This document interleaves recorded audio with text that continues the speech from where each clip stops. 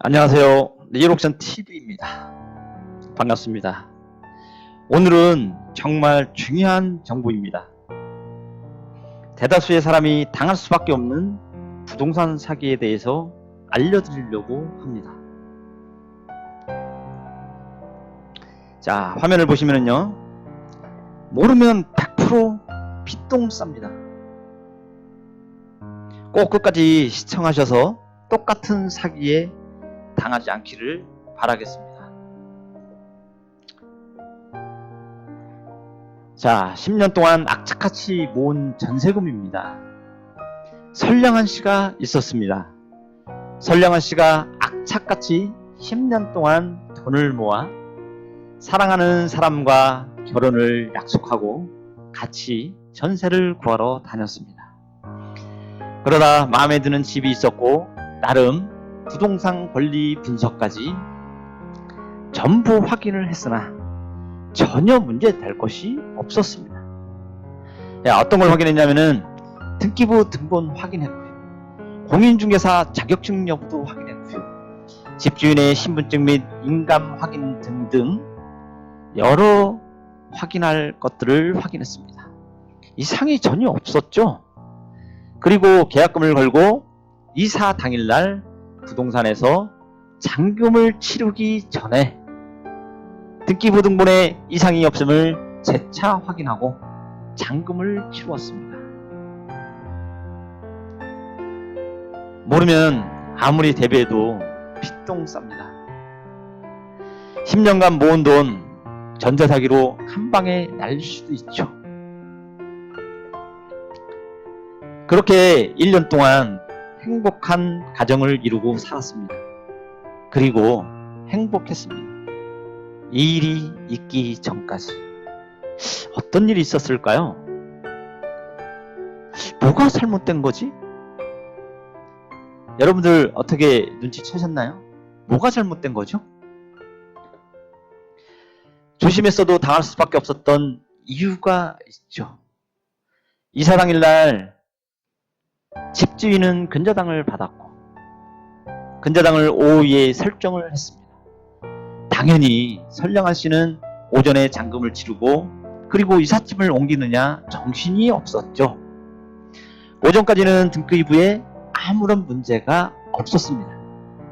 그리고 선량한 씨는 안심을 하고 이사하는 데에 정신이 없었을 것입니다.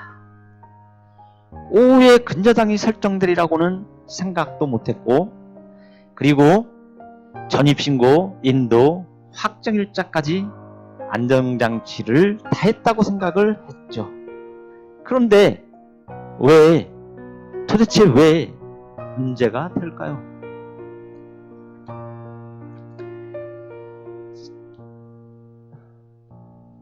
자, 이걸 보면은 도표로 만들었는데 이걸 보면은 좀 이해가 편하실 것 같아서 이렇게 도표로 만들었습니다. 자, 실거래가가 1억 2천인 이런 집이 있습니다. 이런 집을 전세 채권 계약이죠. 전세권 설정이 아니라 전세권은 쌍방이 동의하에 등기를 해야 됩니다. 근데 대다수의 사람들이 그냥 전세 채권 계약을 하죠. 이게 일반적입니다. 자, 그렇게 계약금 10%인 1,000만 원을 걸고 그 다음에 이사 당일날 잔금을 치르기 전에 등기부 등본 확인을 했으나 이상이 없었죠. 그리고 잔금 9천을 부동산에서 잔금을 다 치릅니다. 자, 요 화면은 캡처 해갖고 온 겁니다. 이거 전혀 무관한 부동산입니다. 자, 그리고 나서 오후에 사기꾼인 집주인은 오후에 근저당 설정으로 1억을 했습니다. 자, 대출을 받은 거죠. 그러면은 이 대출금은 집주인인 사기꾼한테 1억이 들어가겠죠.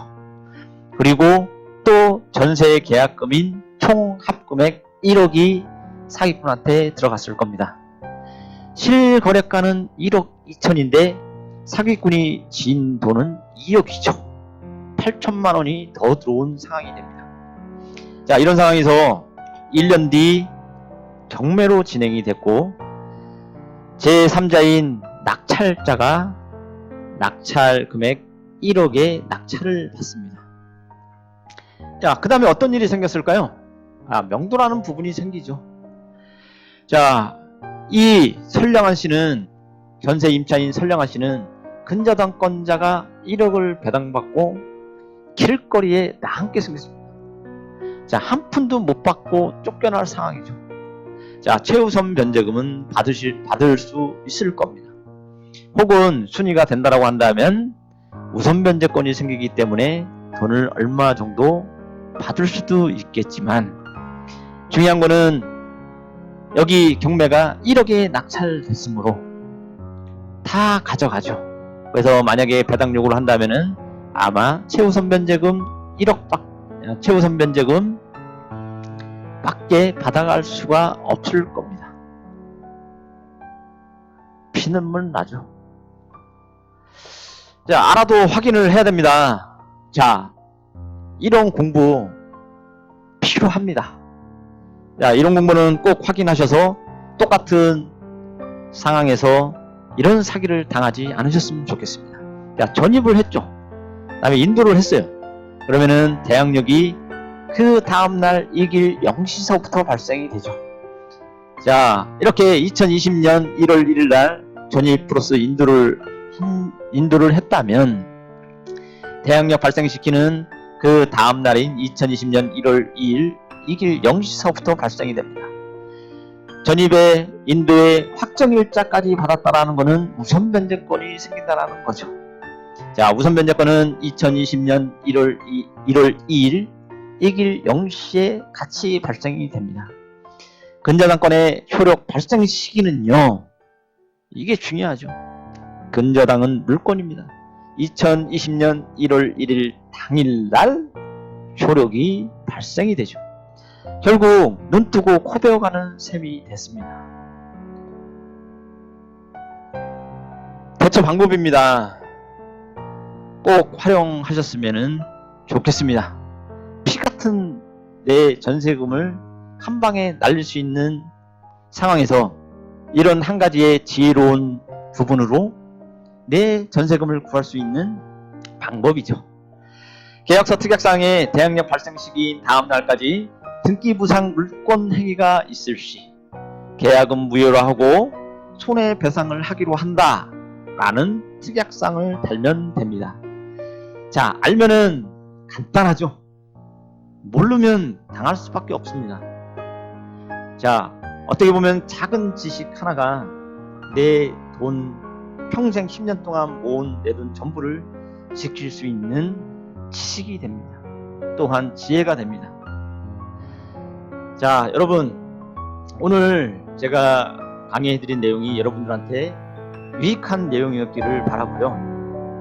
똑같은 방법으로 이런 사기를 안 당하셨으면 좋겠습니다. 앞으로 더 좋은 내용, 알찬 내용으로 다시 찾아뵙겠습니다. 감사합니다.